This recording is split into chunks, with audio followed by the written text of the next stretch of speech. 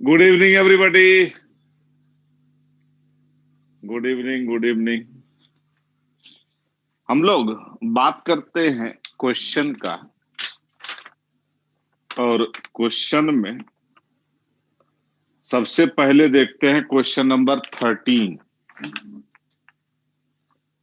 Question number 13 को पढ़ा जाए, क्या कह रहा है।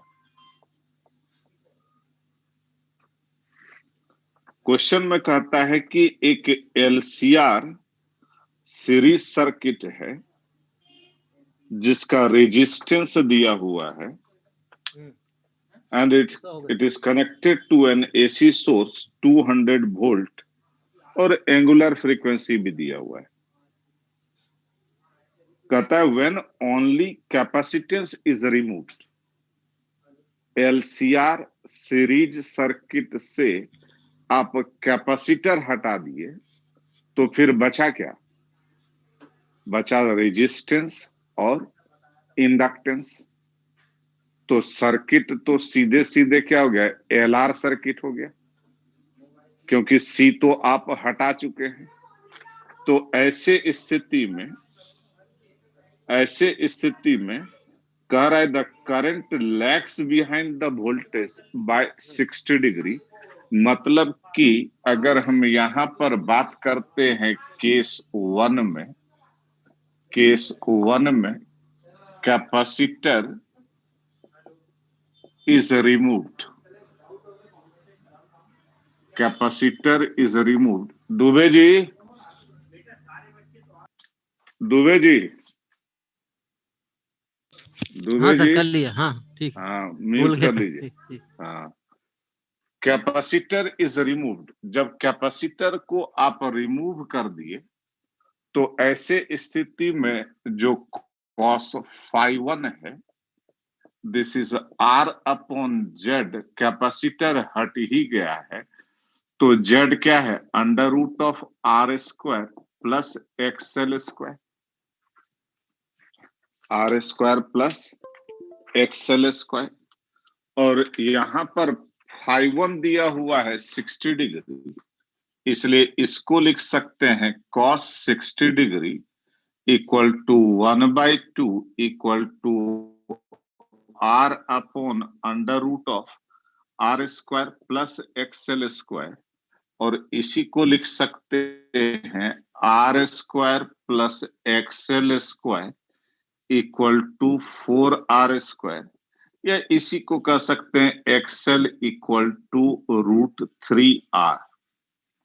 ये तो चलो ठीक है। आगे क्या कहता है? When only the inductance is removed. Case two में क्या हो रहा है? केस टू में इंडक्टेंस को रिमूव किया जा रहा है। और कहां से रिमूव कर रहे हैं? एलसीआर सीरीज सर्किट से इंडक्टेंस इज रिमूव्ड। और एलसीआर सीरीज सर्किट से अगर इंडक्टेंस को रिमूव किए तो अब सर्किट में बचा क्या? रेजिस्टेंस और कैपेसिटिव इंडक्टेंस। और ऐसे स्थिति में कहता है the current leads the voltage by 60 degree. मतलब cos phi two equal to R upon under root of R square plus XC square. और इसी को लिख सकते हैं cos 60 degree equal to R upon under root of R square plus XC square. और इसी को लिख सकते हैं this is R square plus XC square is equal to 4r square. इसलिए XC equal to √3r। Interesting बात आप देखिए कि अब हम अगर पूरे एलसीआर सीरीज सर्किट के विषय में सोचें तो इस एलसीआर सीरीज सर्किट में जितना वैल्यू एक्सएल का है उतना ही वैल्यू तो एक्सी का भी है। और एक्सएल और एक्सी अगर सेम हो तो क्या हो जाता है? प्योरली रेजिस्टिव सर्किट हो जाता है, रेजोनेंस हो जाता है। और इस स्थिति में अगर आप जेड के विषय में अगर आप सोचते हैं तो ऑब्वियस है सिर्फ आर ही बचेगा। एक्सएल माइनस एक्ससी का स्क्वायर अगर हम कहें तो ये सिंपली आर हो गया। अब पूछा क्या है उसके विषय में बात करते हैं। कहता है कैलकुलेट द करंट। तो करंट पूछा है और कोई नाम नहीं है, और ये बात हम जानते हैं कि जिसका कोई नाम नहीं होता है उसका क्या नाम होता है? आरएमएस। मतलब पूछा है आरएमएस करंट, और ये आई आरएमएस लिख सकते हैं ई आरएमएस अपॉन जेड, जेड की जगह आर। और इसमें आप देखिए वोल्टेज दिया हुआ है, लिखा है AC source of voltage 200 volt. Voltage दिया हुआ है, वोल्टेज दिया हुआ है, लेकिन इसका कोई नाम नहीं दिया है। और नाम नहीं दिया इसका मतलब ये कौन सा वोल्टेज है? आरएमएस वोल्टेज है। बिल्कुल सही बात बोल रहे हैं। और ये ई आरएमएस हो गया 200, और रेजिस्टेंस दिया हुआ है, रेजिस्टेंस दिया हुआ है 100 ओम। तो नेचुरल है कि आरएमएस करंट या current in the circuit is 2 ampere. यही तो आंसर है पहला पार्ट का। इसी का सेकंड पार्ट में कहता है कि power dissipated in the LCR series circuit. तो पावर डिसिपेटेड मतलब कौन सा पावर? Average power. और ये हम जानते हैं I R M S into E R M S into cos five. एक बात आप हमेशा दिमाग में बैठा कर रखिए कि जब भी आपको पावर कंजम्पशन निकालना हो या लॉस ऑफ पावर निकालना हो, जब भी पावर कंजम्पशन एसी सर्किट में निकालना हो या loss of power in the AC circuit निकालना हो, तो ये ऑलरेडी हम लोग देख चुके हैं कि इस कॉस फाइव को हम लिख देते हैं आई आर एम एस तो ठीक है, this is E R M S by Z. और आर बाय जेड था, जेड को हम इधर कर लिए और इसी को हम लिख सकते हैं this is I R M S square into R. मतलब कि जब भी हमको एसी सर्किट में पावर कंजम्पशन निकालना हो, तो अगर इस पूरे जाल में आप उलझ जाइएगा तो क्वेश्चन बहुत लंबा हो जाएगा, डिफिकल्ट भी हो जाएगा। हम दो बात पहले से जानते हैं। एक तो ये कि एसी सर्किट चाहे जैसा भी हो,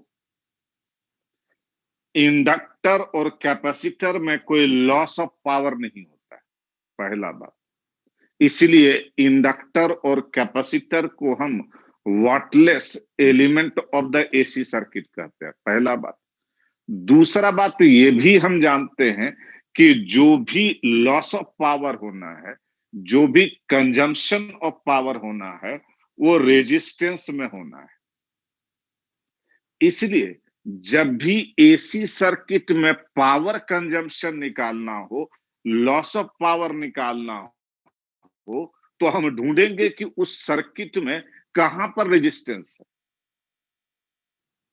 कोई भी क्वेश्चन हो, कोई भी क्वेश्चन हो एसी सर्किट में, और उसमें अगर पावर कंजम्पशन निकालना हो कि what is the loss of power, तो हम ये पावर फैक्टर और दिस दैट इस सब में कुछ नहीं उलझेंगे। सीधा हम ढूंढेंगे कि उस सर्किट में कहां पर रेजिस्टेंस है और कितना वैल्यू ऑफ रेजिस्टेंस है। जो भी रेजिस्टेंस दिखा, उस रेजिस्टेंस में आप करंट निकाल लीजिए। वो भी कौन सा करंट? RMS current.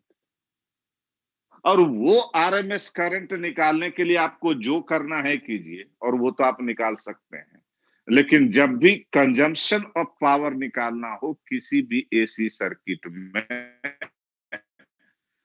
तो हम रेजिस्टेंस को ढूंढेंगे उस सर्किट में, चाहे सीरीज हो चाहे पैरेलल हो, किसी भी टाइप का हो, और जो भी रेजिस्टेंस दिखा उस रेजिस्टेंस से हो करके कितना आरएमएस करंट फ्लो कर रहा है उसको निकाल लेंगे। और वो आरएमएस करंट निकालने के लिए जो हमको करना है, सर्किट सॉल्व करना है, वो करेंगे। लेकिन जैसे ही उस रेजिस्टेंस से होकर के आरएमएस करंट मिल गया, तो फिर हम सर्किट के विषय में कुछ नहीं सोचेंगे। क्या पावर फैक्टर है, क्या फाई है, क्या ईआरएमएस है, इस सब से कोई मतलब नहीं। सीधे उस रेजिस्टेंस से जो करंट फ्लो करेगा, उस करंट का स्क्वायर, जो कि आईआरएमएस स्क्वायर इनटू रेजिस्टेंस। मतलब यहां पर चूंकि हम आईआरएमएस निकाल चुके हैं, तो ये सीधे सीधे 4, और रेजिस्टेंस हमको पहले से पता है दिस इज 100 ओम, तो ये हो जाएगा 400 वाट। एक बार हम फिर इस बात को बोल देते हैं कि एसी सर्किट चाहे जैसा भी हो, सीरीज हो, पैरेलल हो, दिस हो, दैट हो, और अगर हमको पावर कंजम्पशन निकालना है तो हम रेजिस्टेंस ढूंढेंगे कि भाई कहां है रेजिस्टेंस, और जो भी रेजिस्टेंस दिखा उस रेजिस्टेंस से होकर के आरएमएस करंट निकाल लेंगे। उसमें और सब क्या दिया है नहीं दिया उससे हमको कोई मतलब नहीं। रेजिस्टेंस से होकर के जैसे ही हमको आरएमएस करंट मिलेगा, उसका सीधे सीधे हम इसको लिख देंगे I R M S square into R, वही लॉस ऑफ पावर आ जाएगा। दिमाग में रहेगा ये बात। आप देखिएगा कि डीसी पांडे या कुछ बुक्स में वो पावर फैक्टर और क्या क्या चीज निकालना शुरू कर देता है, उसके जाल में नहीं उलझना है। सीधे एसी सर्किट चाहे जो भी हो, सीरीज हो, पैरेलल हो, कुछ भी हो, हम रेजिस्टेंस ढूंढेंगे और उस रेजिस्टेंस से आरएमएस करंट निकालेंगे, और जो भी आरएमएस करंट हमको मिलेगा, पावर कंजम्पशन सीधा सीधा I RMS square into R, that's all, answer आ जाएगा। Is it clear? Okay, note कर लीजिए इसको।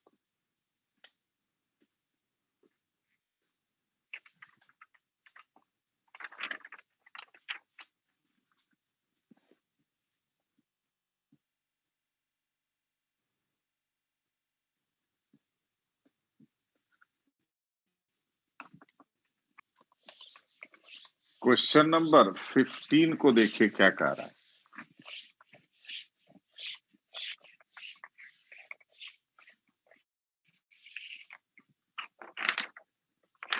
15 में कहता है, क्या कह रहा है, कहता है a lamp with a resistance of 8 watt नहीं 8 ओम होगा, is connected to a choke coil as in the figure. This arrangement is connected to an alternating source of 110 volt. Current in the circuit is 11 ampere. The frequency of AC source is 60 hertz. मतलब कि ये एक lamp है, आप इसको tubelight कह सकते हैं, और यहाँ पर एक चोक कॉइल है, ये चोक कॉइल है, और इसको हम एक एसी सोर्स से कनेक्ट कर दे रहे हैं इस ढंग से। इसके रेजिस्टेंस को आर और इसके एक्सेल इंडक्टेंस को, रिएक्टेंस को कहिए, एक्सेल के बराबर है, और इसमें इसका 110 वोल्ट है, वोल्टेज 110 है, और करंट दिया हुआ है कितना, 11 अम्पेयर। ध्यान दीजिए कि इसमें नाम नहीं है, और ये बात हम जानते हैं कि जिसका कोई नाम नहीं होता है उसका क्या नाम होता है? आरएमएस। इसलिए ये वोल्टेज भी आरएमएस है और ये करंट भी आरएमएस है। तो दोनों मिला करके इंडक्टेंस कितना होगा उसको हम लिख सकते हैं, क्योंकि I R M S equal to E R M S upon Z, इसलिए Z equal to E R M S upon I R M S, and this is 110 by 11 and this is 10 ओम।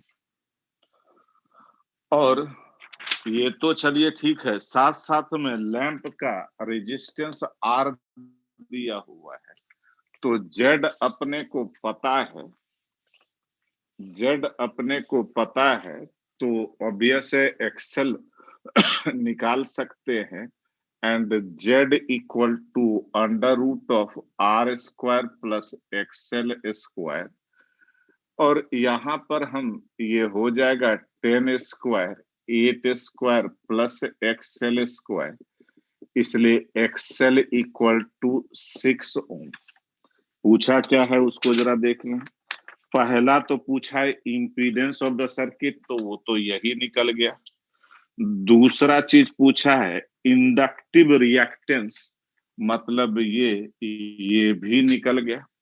अगर हम से इसी में पूछता कि बताइए कि inductance of the choke coil कितना है, तो ये बात हम जानते हैं कि XL equal to omega L and this is 2 pi F L, इसलिए एल इक्वल, अगर पूछता तो पूछा नहीं है, 6 divided by 2 into pi into 60, और ये हो जाएगा 1 upon 20 pi henry, 1 upon 20 pi Henry.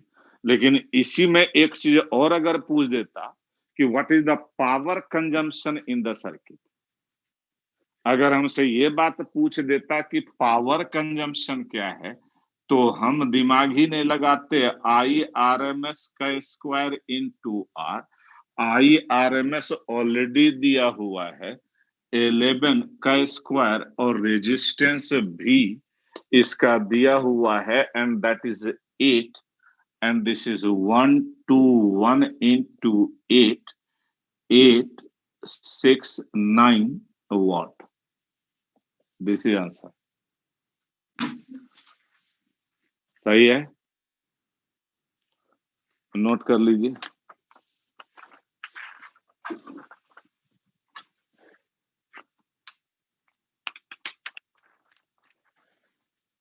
Question number आप देखिए 17, ये क्वेश्चन एरोडोब का है, इसको बनाते हैं। क्वेश्चन नंबर 17 को आप पढ़िए, क्या कहना चाह रहे हैं।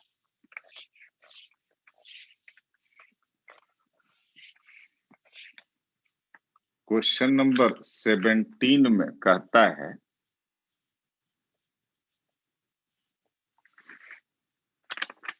कि a solenoid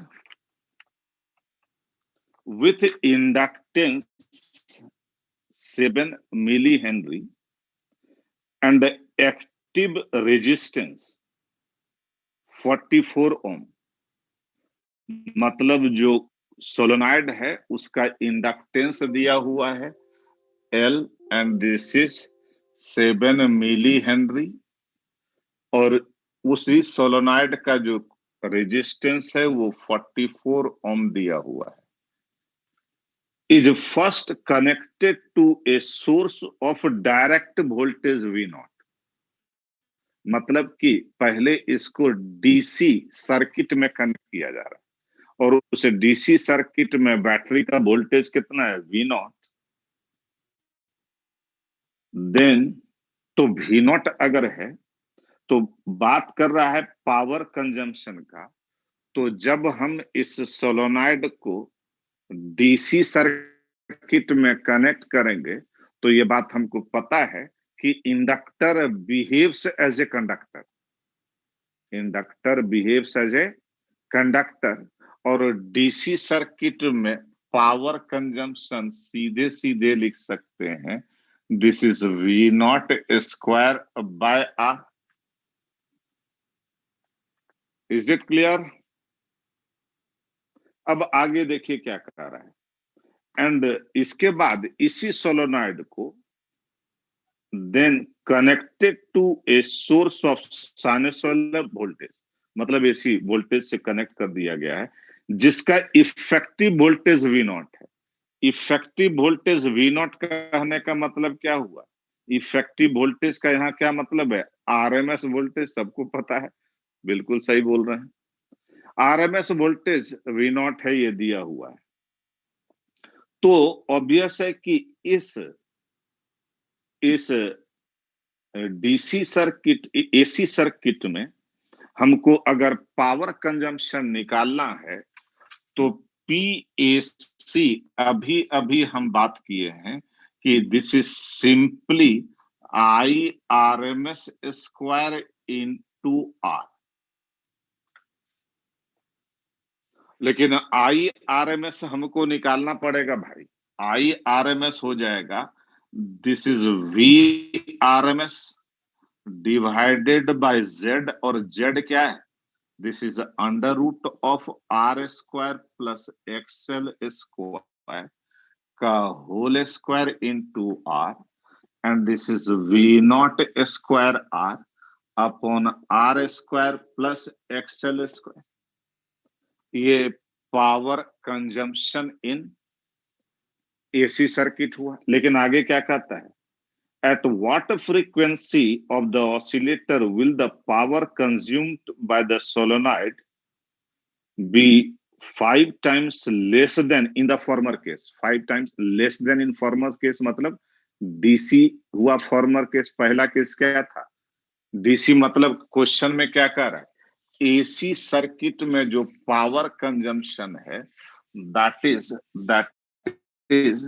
eta times less than the power consumption in a DC circuit. यही तो है, क्लियर है? और इसीलिए यहां पर हम अगर लिखना चाहते हैं PAC, this is V nought square R divided by R square plus XL square, and DC निकाल चुके हैं V not square upon R, और ईटा तो भैया ईटा ही है, और कुछ कर सके या ना कर सके वी नॉट स्क्वायर को तो हटा ही सकते हैं। और ये ध्यान दीजिए, eta R square equal to R square plus XL square, और इसी को लिख सकते हैं eta -1 R square equal to XL square. इसलिए XL equal to R under root eta -1, और पूछ क्या रहा है? फाइंड द फेज डिफरेंस, नहीं, less than at what frequency, frequency पूछ रहा है, at what frequency of the oscillator. तो ये हमको पता है, this XL equal to omega L R under root eta -1, और इसी को लिख सकते हैं F equal to R upon 2 pi L under root of eta -1। और इसमें सब वैल्यू हम आर पता है, एल पता है, ईटा पता है, तो फ्रीक्वेंसी निकल जाएगा कि नहीं? समझ में आया? थोड़ा थोड़ा आया? पूरा पूरा नोट कर लीजिए।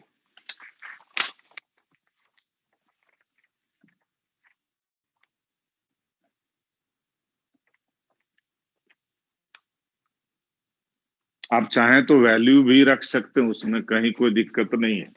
रेजिस्टेंस है 44, ये ईटा -1 अंडर रूट 5 - 1 4 मतलब 2 पाई है 22/7, और इंडक्टेंस दिया हुआ है 7 × 10⁻³ ध्यान दीजिए, ये कैंसिल आउट हो गया, ये 7 भी कैंसिल आउट हो गया, और ये तो 2000 हट जा रहा है भाई, ऐसा आ रहा है क्या?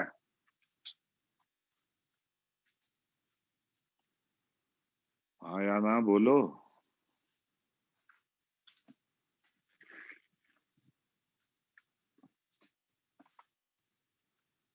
ओके, इम्पीडेंस 50 ओम। एक कॉइल है तो कॉइल में तो रेजिस्टेंस भी होगा, सही हो सकता है, देख लेते हैं। कॉइल है तो कॉइल में रेजिस्टेंस भी होगा, और इन और इंडक्टिव रिएक्टेंस भी होगा, और कॉइल का इम्पीडेंस भी दिया हुआ है। तो आप देखिए क्या क्या है दिया है, उसको देखते हैं। ये भी एरोडुब का ही है। Question number 18।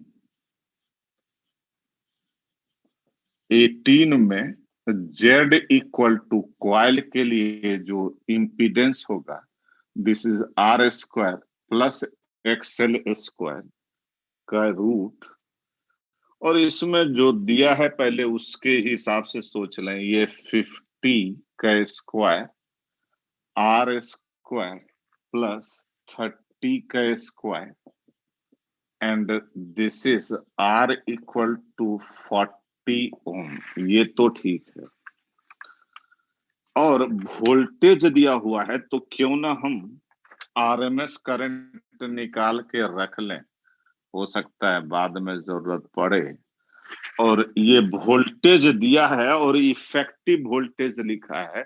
इफेक्टिव वोल्टेज लिखा है, इसका मतलब है कि आरएमएस वोल्टेज दिया हुआ है, and this E RMS upon Z, और ये दिया हुआ है 100, और जेड है 50, मतलब कि 2 एम्पेयर। ये तो हम निकाल के रख लिए। और अब पूछा क्या है उसको देखिए। पहला में कह रहा है find the phase difference between the current and the voltage. तो फेज डिफरेंस मतलब cos phi, and this is R by Z. R है 40, जेड है 50, इसलिए cos फाई इक्वल टू 4/5, इसलिए फाई इक्वल टू 37 डिग्री। कोई बताए थे आंसर ये। साथ साथ में ये भी कह रहा है कि what is the heat power generated in the coil. तो अभी अभी हम बात किए हैं कि पावर जनरेटेड अगर निकालना है तो कोई ज्यादा दिमाग लगाने की जरूरत नहीं है, सीधे सीधे I R M S square into R, और आई आर एम एस तो निकाल ही चुके हैं 2 का स्क्वायर, और रेजिस्टेंस भी निकाल चुके हैं, this is 40 and this is 160 watt. This is answer.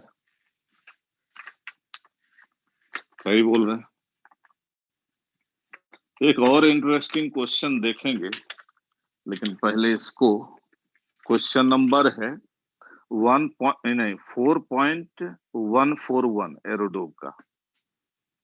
इसमें थोड़ा सा दिमाग लगाना पड़ा।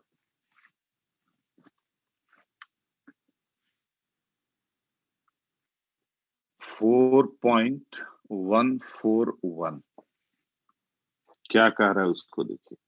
कहता है a series circuit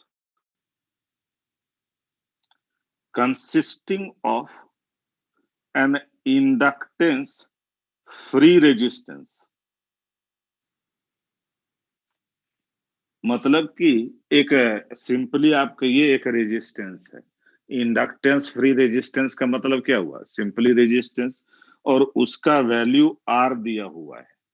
series circuit है तो एक रेजिस्टेंस दिया हुआ है, ये आर है, and a coil with active resistance is connected to the mains, मतलब कि इसके साथ सीरीज में एक कॉइल भी कनेक्टेड है, और कॉइल में इंडक्टेंस तो होगा ही, कॉइल में इंडक्टेंस तो होगा भी, होगा ही, लेकिन एक सेंटेंस और लिखा है ए कॉइल विथ एक्टिव रेजिस्टेंस, मतलब कि उसमें रेजिस्टेंस भी है। और इसीलिए अगर हम मान लीजिए इस कॉइल के विषय में सोचते हैं तो इस कॉइल के रेजिस्टेंस को आर नॉट और इस ढंग से ये इंडक्टेंस एल है और दोनों को मिला देते हैं तो यही कॉइल बन रहा है and it is connected with AC source और इस एसी सोर्स का वोल्टेज दिया है और इफेक्टिव वोल्टेज लिख दिया है। इफेक्टिव वोल्टेज लिख दिया है इसलिए ये जो वोल्टेज दिया है हालांकि वैल्यू भी दिया हुआ है इसका भी है 220 वोल्ट और ये रेजिस्टेंस भी दिया है एंड दिस इज 0.16 160 ओम का ये ऐसे कहता है find the heat power generated in the coil if the effective voltage across resistance and the coil are this and this मतलब कि इसके across पोटेंशियल डिफरेंस V1 है इसका वैल्यू दिया है और कॉइल के across पोटेंशियल डिफरेंस V2 दिया है और हमको निकालना है कि what is the power consumption what is the power consumption in the circuit. इसमें जो जो दिया है वो देखिए V1 दिया हुआ है कितना दिया है V1 है 80 वोल्ट V1 है 80 वोल्ट और V2 दिया है दिस इज 180 वोल्ट और ये भी तो 220 है ही और सब चीज हमको इस कॉइल में पावर कंजम्पशन निकालना है। तो पहला बात तो सोचेंगे कि भैया इस कॉइल में पावर कंजम्पशन निकालना है तो इंडक्टर में पावर कंजम्पशन तो होता नहीं है जो भी पावर कंजम्पशन होगा वो रेजिस्टेंस में होगा और रेजिस्टेंस से अगर आरएमएस करंट हम लिख दें और इसको आई कह दें आई कहिए आई आरएमएस कहिए आई आरएमएस मतलब आई तो power consumption in coil power consumption in coil P is equal to I square into R not. ये चीज निकालना है। ध्यान दीजिए कि ना तो हमको I पता है और ना ही R नॉट पता है ना हमको I पता है ना R नॉट पता है फिर भी हमको power consumption in the coil निकालना है जबकि हमको पता क्या है इस रेजिस्टेंस के अक्रॉस पोटेंशियल डिफरेंस तो पोटेंशियल डिफरेंस ये V1 कितना के बराबर हो जाएगा I इंटू R और इस कॉइल के अक्रॉस पोटेंशियल डिफरेंस है लेकिन ना तो रेजिस्टेंस इस कॉइल का दिया है ना ही इसका इंडक्टेंस दिया है मतलब तो नेचुरल है कि इसमें ड्रॉप ऑफ वोल्टेज अगर लिखना चाहते हैं this is I under root of R square plus XL square ये पता है लेकिन हमको power consumption in the coil निकालना है और जो कि I RMS square into R not के बराबर है ना तो आई पता है ना तो हमको आर नॉट पता है। क्या कर सकते हैं इसमें कोई आइडिया दे सकते हैं कि क्या किया जाए यहां आंसर भी बता रहे हैं ये तो पहले बताइए कि इसमें क्या करना है। जो चीज हमको दिया है जो चीज हमको दिया है उसके हिसाब से सोचते हैं इसके अक्रॉस पोटेंशियल डिफरेंस दिया है इसके अक्रॉस भी पोटेंशियल डिफरेंस दिया है और पूरे सर्किट के अक्रॉस पोटेंशियल डिफरेंस दिया है इसलिए अगर हम यहां पर पूरे सर्किट के अक्रॉस पोटेंशियल डिफरेंस सोचें तो this V is equal to I under root of, इस पूरे का इफेक्टिव रेजिस्टेंस हो जाएगा R प्लस आर नॉट का स्क्वायर प्लस एक्सएल स्क्वायर। ध्यान दीजिएगा, क्योंकि मेन इसका कैलकुलेशन में सोचना मुश्किल है, आसान नहीं है ये। और अभी आप देखिएगा इसमें और भी चीज आएगा। तो V equal to I into Z, और जेड इस पूरे का रेजिस्टेंस सीरीज में है, तो effective resistance R plus R nought, और ये इंडक्टर है, तो इम्पीडेंस ये हो गया। अब हम यहां पर करते क्या है कि रूट हटाना है, इसलिए स्क्वायर कर देते हैं, and this is I square, तो ठीक है, ये हो जाएगा R square plus R nought square plus 2R R nought plus XL square. और इसी को हम लिख सकते हैं V स्क्वायर, तो ठीक है, this is I square R square, I square, एक काम और कर सकते हैं, this is R nought square plus XL square, इसको इसको एक साथ कर लेते हैं, इसलिए कर रहे हैं क्योंकि ये चीज हमको पता है, V2 plus 2I square R R nought, और आप देखिए आई स्क्वायर आर नॉट हमको निकालना है, आई स्क्वायर आर नॉट हमको निकालना है, और आर हमको पता है, इसलिए यहां पर हम इसको लिख सकते हैं, this is V square, I R हमको पता है, दिस इज V1 के बराबर, तो इसको लिख सकते हैं, दिस इज V1 स्क्वायर, ये हमको पता है I square this, and this is V2 square plus 2, तो ठीक है, और यही आई स्क्वायर, आर नहीं, आई स्क्वायर आर नॉट हमको निकालना है, तो 2R I square R nought मतलब P, यही तो निकालना था, इसलिए हम इसको लिख सकते हैं, this is P is equal to V square minus V1 square minus V2 square upon 2R। और अब तो कुछ है नहीं, अब तो सबका वैल्यू रख दीजिए और आंसर आ जाएगा, तो इसी आंसर।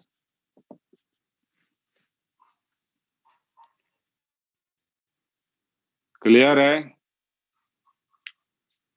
नोट कर लीजिए इसको।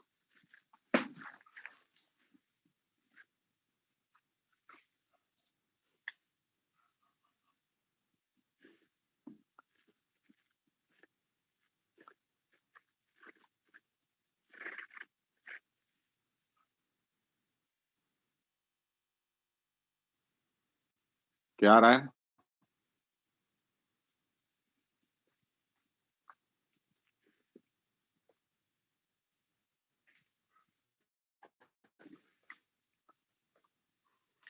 हंड्रेड 1.2 वाट, अब जो भी है भैया कैलकुलेशन आप कर लीजिएगा।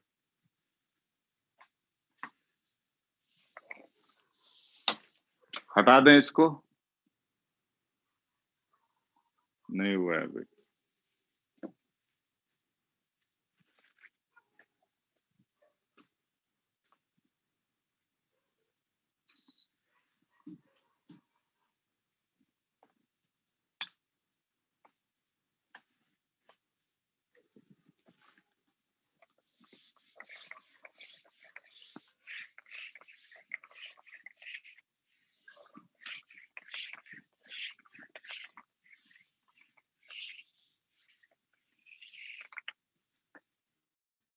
अब हम बात करते हैं parallel AC circuits, parallel AC circuits. Parallel AC circuits में एक मान लीजिए रेजिस्टेंस है, एक इंडक्टर है, और एक कैपेसिटर है जिसको कि हम इस ढंग से पैरेलल में एक दूसरे को कनेक्ट किए हैं, और मान लीजिए यहाँ पर एक एसी सोर्स है और इस एसी सोर्स के इफेक्टिव वोल्टेज को कुछ भी कर दीजिए। ये रेजिस्टेंस आर है, ये एल है, और इसको आप सी कर दीजिए। तो नेचुरल है कि यहां पर अगर हम कहते हैं कि current supplied by this AC source is I, current supplied by the AC source I कह रहे हैं और कोई नाम नहीं बोल रहे हैं, तो इसका मतलब है कि ये कौन सा करंट है? आरएमएस करंट है। अब ये करंट यहां पर पहुंचा और ये 3 पार्ट में डिवाइड हो गया। आप चाहें तो इसको डिवाइड होते हुए दिखा सकते हैं ऐसे। यहां पर ये करंट आई पहुंचा और ये 3 पार्ट में डिवाइड हो गया। रेजिस्टेंस से जो करंट जा रहा है उसको आई आर, इंडक्टर से जो करंट जा रहा है दैट इज आई एल, और कैपेसिटर से जो करंट जा रहा है उसको आईसी कर देते हैं। इसलिए total current supplied by this AC source, क्या हम ऐसा लिख सकते हैं I R plus I L plus I C? ऐसा लिख सकते हैं? यस और नो?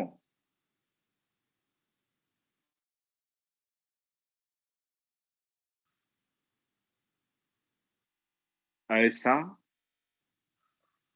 नहीं लिख सकते। मैक्सिमम लोग सही बता रहे हैं, ऐसा हम नहीं लिख सकते। क्यों नहीं लिख सकते? इसलिए नहीं लिख सकते हैं क्योंकि ये तीनों जो करंट है ये अलग अलग फेज में है। कैसे अलग अलग फेज में है उसको आप देखिए कि जो वोल्टेज रेजिस्टेंस के अक्रॉस है वही वोल्टेज इंडक्टर के अक्रॉस है, वही वोल्टेज कैपेसिटर के अक्रॉस है, क्योंकि तीनों पैरेलल में है। इसलिए इस रेजिस्टेंस, इंडक्टर और कैपेसिटर के अक्रॉस जो पोटेंशियल डिफरेंस, ये पोटेंशियल डिफरेंस तो बेसिकली सेम फेज में है क्योंकि सेम ही वोल्टेज है। Potential difference across resistance, potential difference across inductor और पोटेंशियल डिफरेंस अक्रॉस कैपेसिटर, वो तो सेम ही है, भी ही है। इसलिए आप कह सकते हैं कि तीनों के अक्रॉस जो पोटेंशियल डिफरेंस है वो तो सेम फेज में है। लेकिन तीनों के अक्रॉस मतलब वी आर, वी एल और वी सी तीनों सेम फेज में, और वो क्या है? वी है, क्योंकि पैरेलल सर्किट।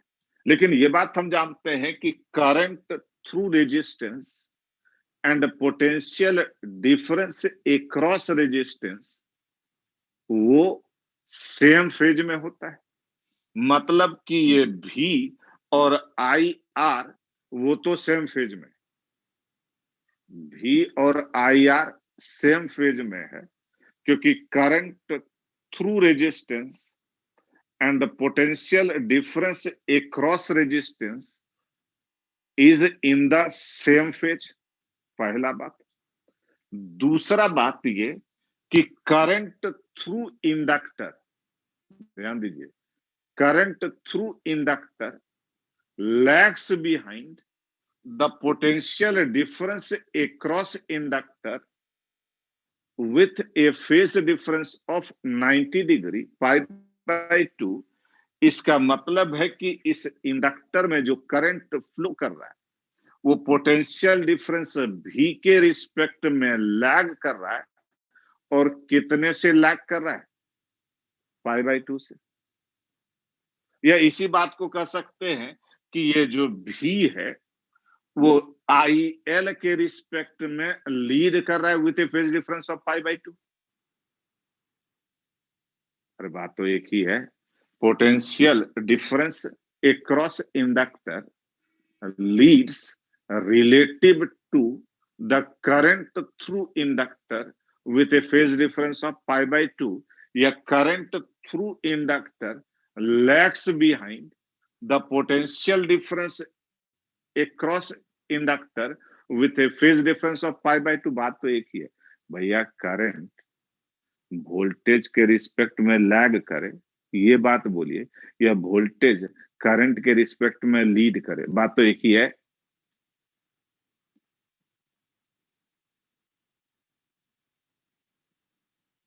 अरे बात क्लियर हुआ कि नहीं? नहीं, फिर से सुनिए। हमको ये बात तो पता है, ये याद होगा कि current through inductor, current through inductor lags behind the potential difference across inductor with a phase difference of π/2। Current voltage के रिस्पेक्ट में क्या कर रहा है? लैग कर रहा है, या वोल्टेज करंट के रिस्पेक्ट में लीड कर रहा है, बात तो एक ही है।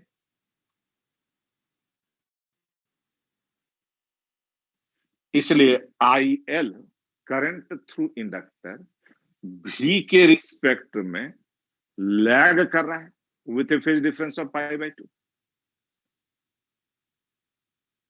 अब तो क्लियर है।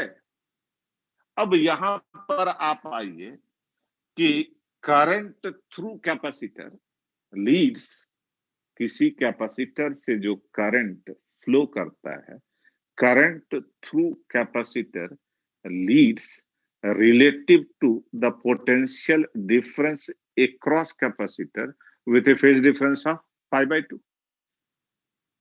ये तो क्लियर है। इसीलिए यहां पर लीड और लैग वाली बात हो रही है, इसलिए ये तो नहीं लिख सकते, पहली बात। दूसरी बात कि अगर हम यहां पर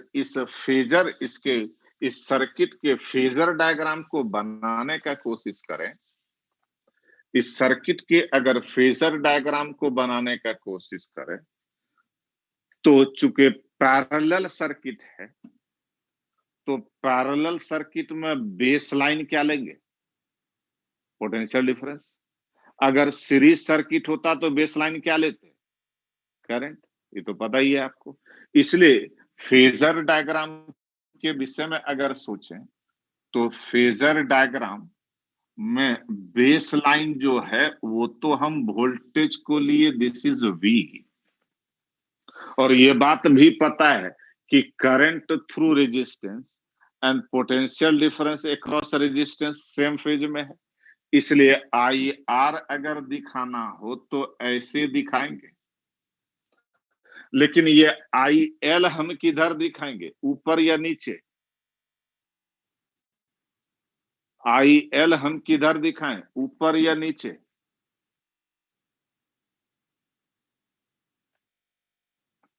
ऑब्वियस है कि करंट थ्रू इंडक्टर लैग कर रहा है, तो पीछे होगा।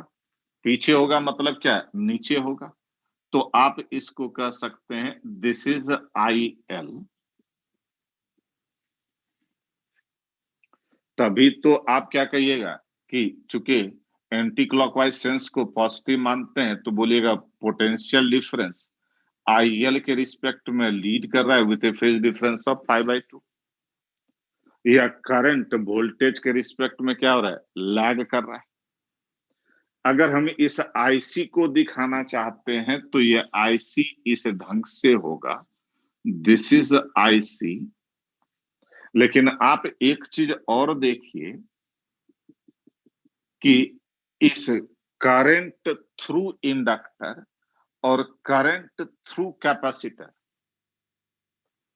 के बीच का फेज डिफरेंस 180 डिग्री है। और यहां पर 180 डिग्री कहने का मतलब यह हुआ कि जिस मोमेंट पर इस इंडक्टर में करंट लेफ्ट से राइट फ्लो करेगा, उस मोमेंट पर इस कैपेसिटर में करंट राइट से लेफ्ट फ्लो कर रहा है। जिस मोमेंट पर इस इंडक्टर में करंट लेफ्ट से राइट फ्लो करेगा, उस मोमेंट पर इस कैपेसिटर के थ्रू करंट राइट से लेफ्ट फ्लो करेगा। मतलब इसीलिए तो इफेक्टिव करंट इस दोनों को मिला करके अगर हम आई एक्स कहें, तो यहां पर आप खुद कह सकते हैं कि ये जो आई एक्स है that is equal to I C minus I L. मतलब कि इंडक्टर में अगर मान लीजिए कि यही दोनों सिर्फ होता, इंडक्टर में करंट अगर 10 एम्पियर फ्लो कर रहा है, कैपेसिटर में अगर 8 एम्पियर करंट फ्लो कर रहा है, तो दोनों को मिला करके करंट कितना फ्लो हो रहा है? 2 एम्पियर। क्लियर है?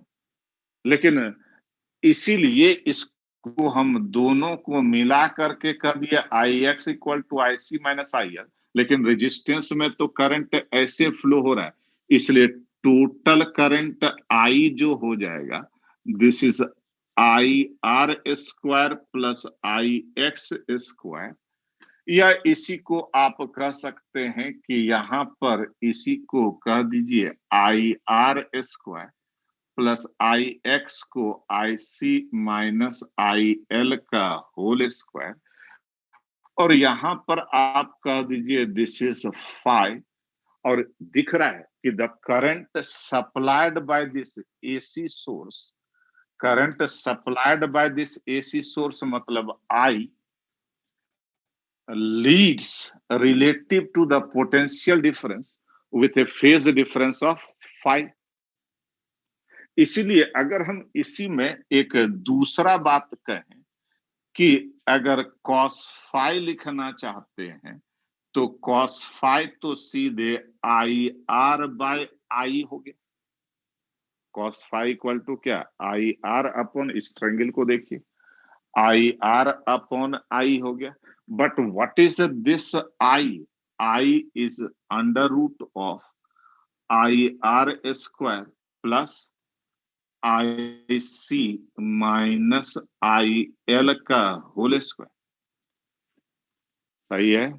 एक चीज और ध्यान दीजिए कि अगर हम कहते हैं एक और चीज अगर हम कह दें कि मान लीजिए कि ये रेजिस्टेंस है और ये इंडक्टर है, यही दो है मान लीजिए, और यहाँ पर ये वोल्टेज मान लीजिए 20 वोल्ट है, और इसके इंडक्टेंस एक्सएल इक्वल टू आप 10 ओम कह दीजिए, और रेजिस्टेंस को भी 10 ओम कह दीजिए, then what is the current supplied by this source? What is the value of I? ये मान लीजिए क्वेश्चन आपको आ गया, तो सीधा सीधा इसमें जो करंट है दैट इज आई आर, इसमें जो करंट है दैट इज आई एल, इसलिए I R equal to V by R 20/10 2 ampere. अगर हम बात करते हैं आई एल का, तो ये V by XL 20/10 this is 2 ampere. इसलिए आई का बात कीजिएगा तो this is under root of I R square plus I L square, मतलब 2√2 एम्पेयर, क्योंकि current in the resistance and current through inductor के बीच का फेज डिफरेंस कितना है? 90 डिग्री। इसलिए टोटल करंट क्या हो जाएगा? आई R square plus I L square का रूट इज आई। क्लियर है? नोट कर लीजिए इसको।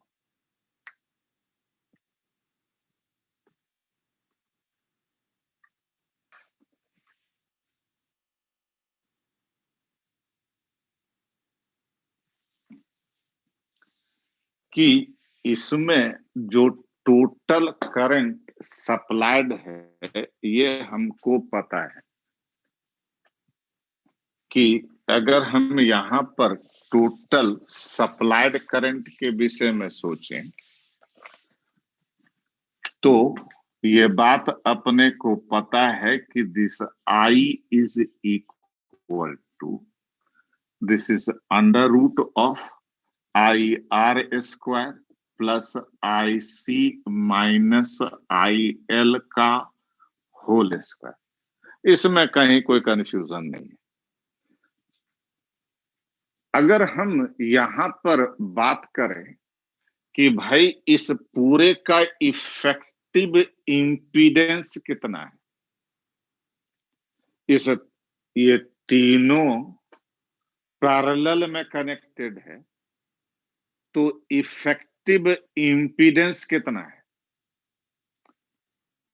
तो देख करके ऐसे अभी तो नहीं बोल सकते, लेकिन हम इस आई को ये बात जरूर बोल सकते हैं कि this is V by Z.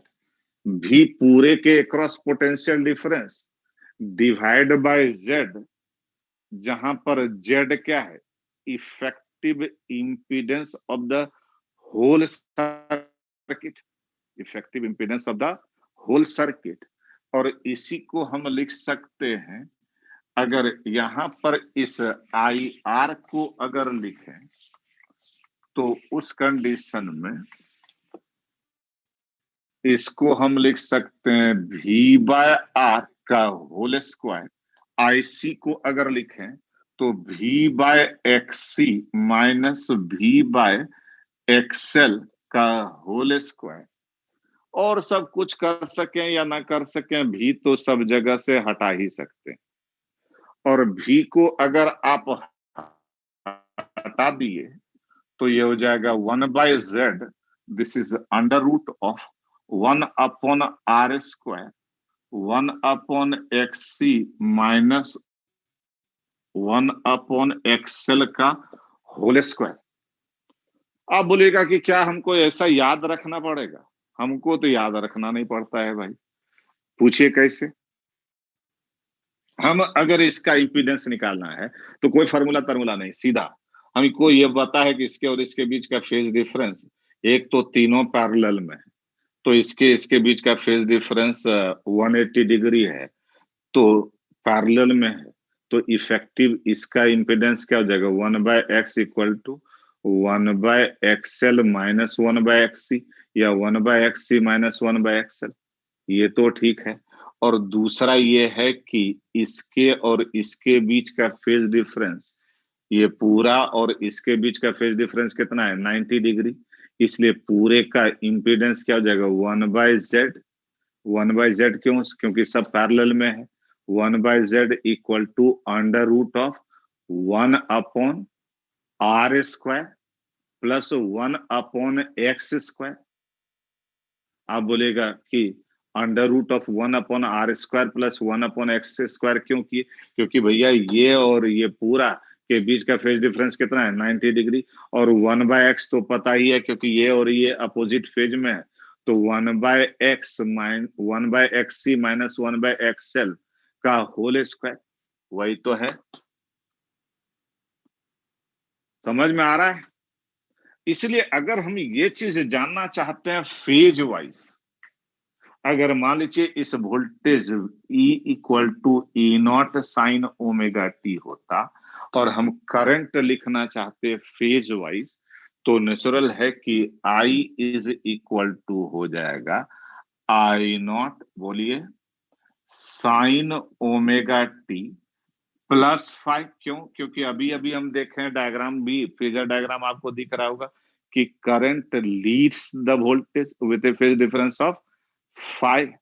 इसीलिए यहां पर इस ई नॉट को, ये आई नॉट को लिख सकते हैं E not by Z sine omega T plus 5। और यहां पर इस ई नॉट को तो ठीक है, और 1/z हमको पता है, this is under root of 1/r² plus 1/xc 1/xl का होल स्क्वायर। ये तो ठीक है। And this is sine omega T plus 5, और कॉस 5 तो हम ऑलरेडी निकाल ही चुके हैं, कॉस 5 तो ऑलरेडी निकाल ही चुके हैं,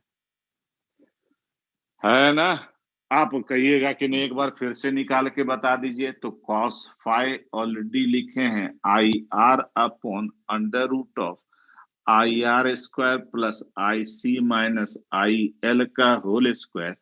तो इसको आप ऐसे भी सोच सकते हैं अगर करंट वाइज, या अगर मान लीजिए आई आर से डिवाइड कर दीजिएगा तो और इंटरेस्टिंग चीज आएगा। This is under root of 1 square plus X I C minus I L minus I R का होल स्क्वायर। और इसी को अगर हम यहाँ पर लिखें तो cos phi equal to 1 under root of 1 plus, आप देखिए आई सी हमको पता है E not by X C, I R पता है ई नॉट बाय आर। तो सीधे सीधे ये कितना हो जाएगा, R upon X C minus R upon XL का whole square. This is cos phi. और इसी पर एक छोटा सा क्वेश्चन कर लेंगे, फिर आपको फ्री कर देंगे। इसको जल्दी से नोट कर लीजिए।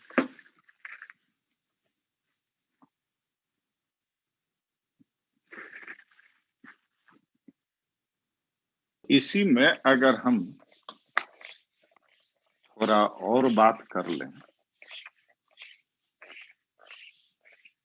कि मान लीजिए क्वेश्चन ऐसा ढेर सारा आपको मिलेगा, पैकेज में ही मिलेगा और सब जगह तो मिलेगा नहीं आपको, कि एक रेजिस्टेंस है और एक कैपेसिटर है, ऐसे है, और इसको हम एक एसी सोर्स से कनेक्ट कर दिए हैं।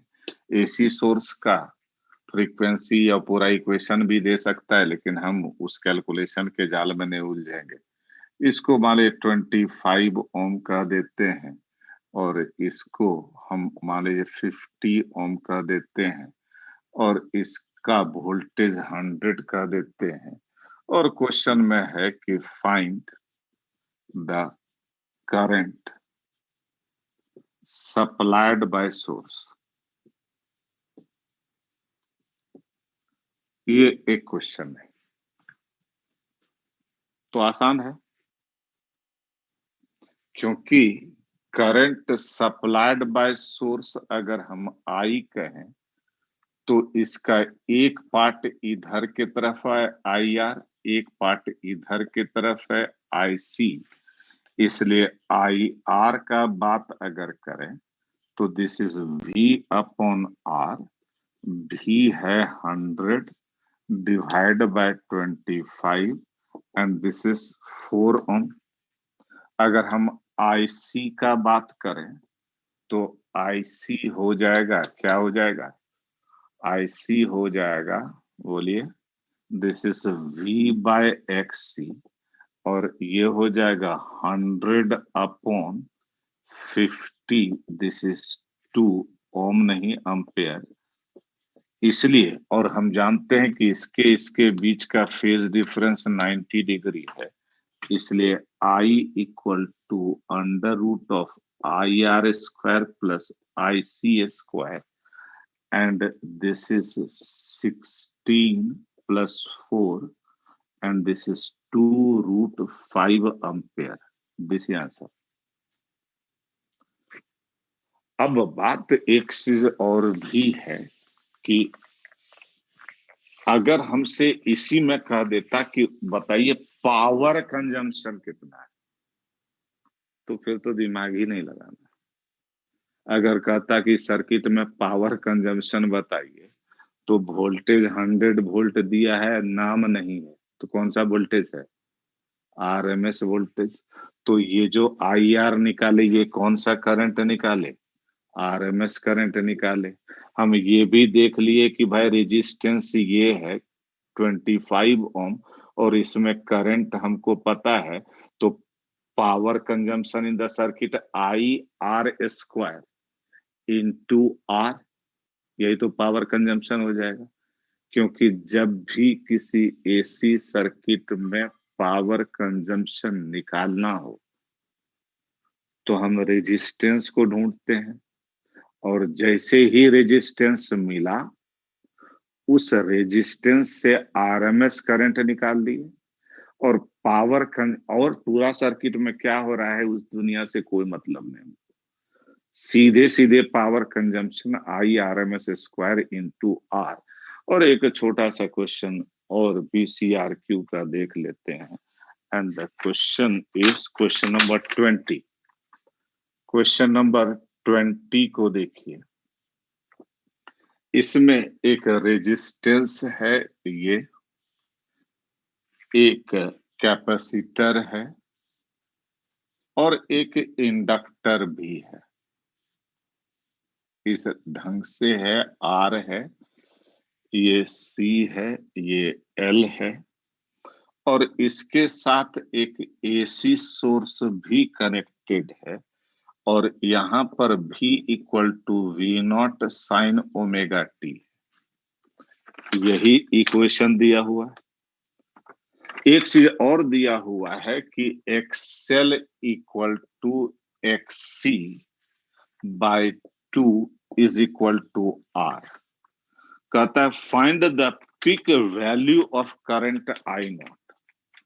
Peak value of current I0 लिखना है तो दिमाग ही नहीं लगाना है, क्योंकि हम तो सीधे सीधे पीक वैल्यू लिख सकते हैं। This is I0 is equal to V0 by Z,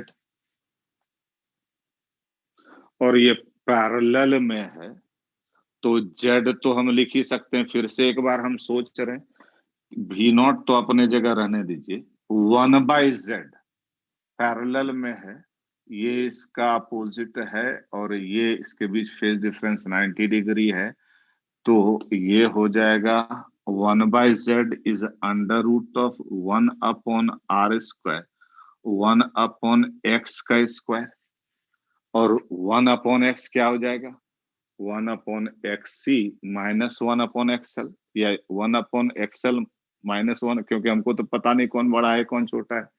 और ये हो जाएगा V0 तो ठीक है, 1/R² भी ठीक है, 1/XC माइनस 1/XL का होल स्क्वायर, यही तो है। और यहाँ पर अब हम वैल्यू को अगर रख दें तो V0 तो चलो ठीक है, 1/R² भी ठीक है, 1/XC, XC इज 2R, आप देख लीजिए 1/2R माइनस XL तो R के बराबर है 1/R, और पूरे का होल स्क्वायर। और इसी को हम लिख सकते हैं, दिस इज V0 तो ठीक है, 1/R², 1/4R², 1/2R minus 1/R minus 1/2R का होल स्क्वायर 1/4R², सही है। और इसी को हम लिख सकते हैं, this is √5V0/2R, and this is answer.